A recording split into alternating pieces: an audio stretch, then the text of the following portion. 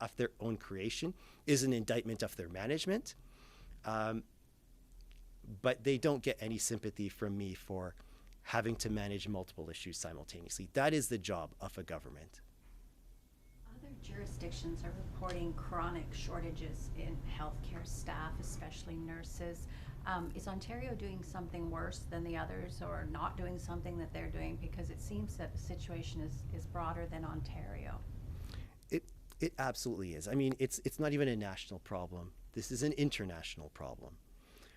Despite that, just because it is a problem that everyone is experiencing does not mean that um, does not mean that it is acceptable for our situation to be as dire as it is. With many provinces and countries facing similar challenges, they have health human resource strategies and are implementing things like, massive vaccine campaigns, are taking steps, to make occupational and educational workplaces safer. They are doing these things.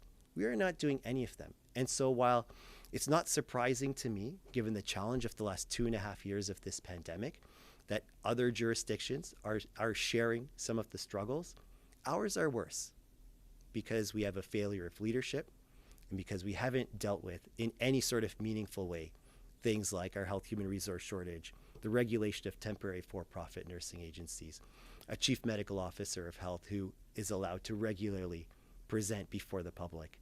These are shortfalls of our government. They are unique to our government. And I think just explain why our situation is as dire as it is. From a systemic perspective, what does it mean to have, 900 patients at 8 a.m. waiting for a hospital bed? Like, how does that impact the process or the day-to-day operations? It's, I think back to my most recent days in the emergency department when we have a day that's particularly slammed. And, patients are waiting for an inpatient bed and there isn't one. And so they occupy acute care beds in our emergency department that are designated for new patients, for new patient histories, physical examinations, and treatment. When emergency nurses are providing inpatient care, it makes them less accessible to provide emergency care to new patients that are coming in. When they can't deliver that care, and when there aren't spaces for new patients to be assessed, managed, and treated, they move into unconventional spaces. They treat patients in the triage area, where not only is the supervision not as good, not only is it harder to practice, but it's also far less dignified. Can you imagine if I have to undress someone to examine their abdomen or another sensitive part of their body, and I have to do it in front of everyone? We try and do it in thoughtful ways. We kind of just lift the gown up and with one hand and rest your hand on the abdomen with another. That's also not a great abdominal examination. And so there are follow-on consequences when inpatients are occupying acute emergency department beds, including the lack of availability now of ER nurses to provide ER care.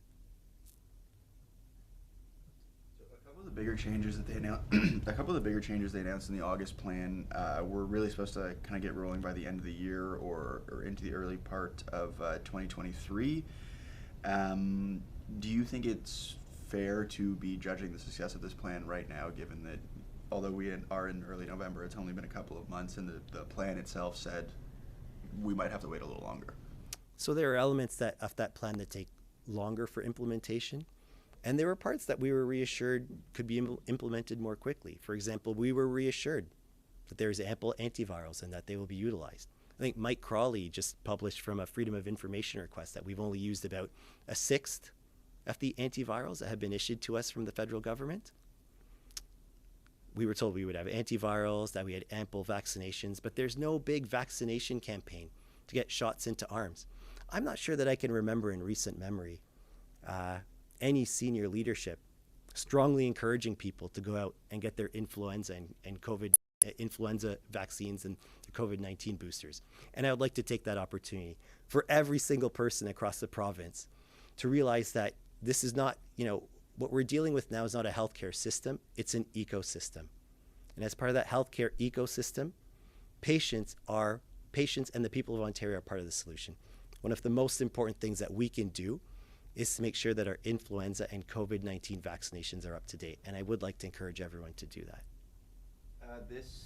The actual slide deck that you sent us shows that the Grey Bruce Health Services, Markdale Hospital, and Walkerton are actually doing quite well. Do you have any insight as to why that might be? The hospitals that are doing the best right now in the province, if I recall correctly, are the very low volume patients. Very low volume hospitals. Any hospitals that are teaching hospitals, pediatric hospitals, or that have a higher degree of complexity are doing significantly worse.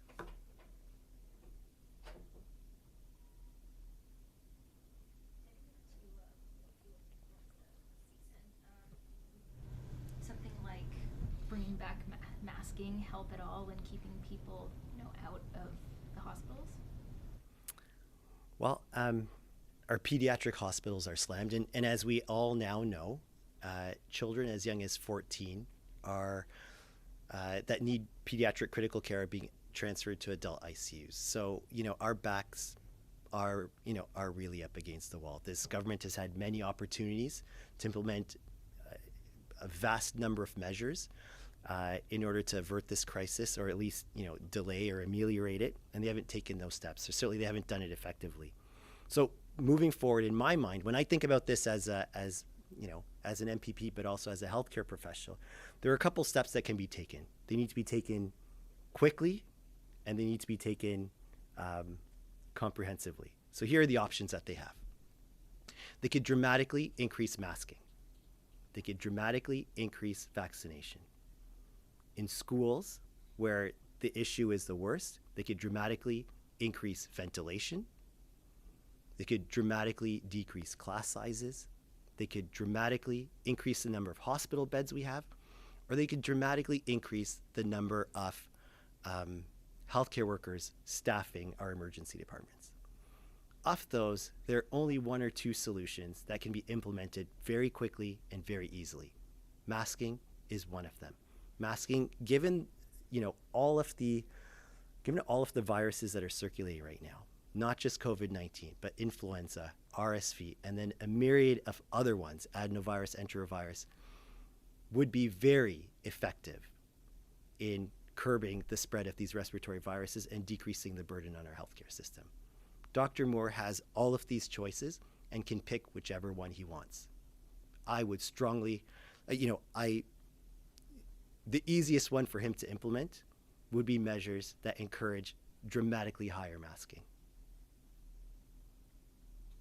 When you say dramatically higher masking, what does that actually mean, though, in terms of places where you want to see, if it's mandatory masking or strongly encouraged masking at this point or later this fall? Because people, I'm sure, will be very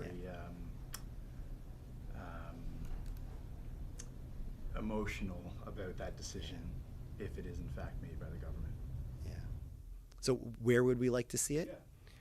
So, I think we can be data driven, and I think we can also say that we are at the beginning of respiratory season. In fact, we can say that respiratory illness season has begun earlier than usual. It won't peak probably for another 8 weeks, I would say. So whatever the situation in our healthcare system, barring some sort of dramatic change from the government, it will deteriorate. It would not surprise me if we end up in a situation where we're masking everywhere. Certainly at a minimum, I would love to see more children masking. That is fundamentally where we're seeing the greatest pressure right now.